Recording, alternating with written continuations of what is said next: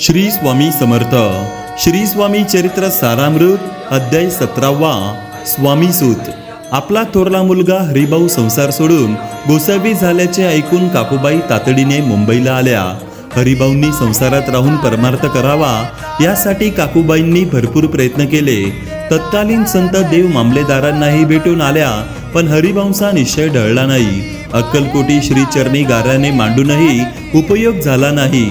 मुंबईत स्वामी सुतांच्या उपदेशाने अनेक माणसे स्वामी भक्त झाले.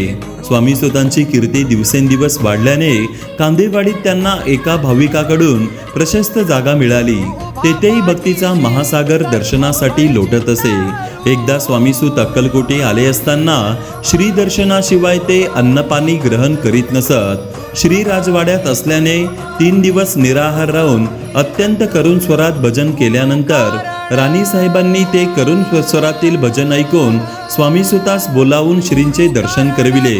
श्रींचे स्वामीसुतावरचे हे प्रेम बघून इतर सेवेकरी त्यांच्या भाग्याचा हेवा करीत. एकदा स्वामींनी अवतार समाप्तीबद्दल चर्चा केली असता महाराजांचा विरह होणार या कल्पनेनेच स्वामीसूत अस्वस्थ झाले आणि त्या दुःखात त्यांनी मुंबईचा मार्ग धरला व ते आजारी पडले.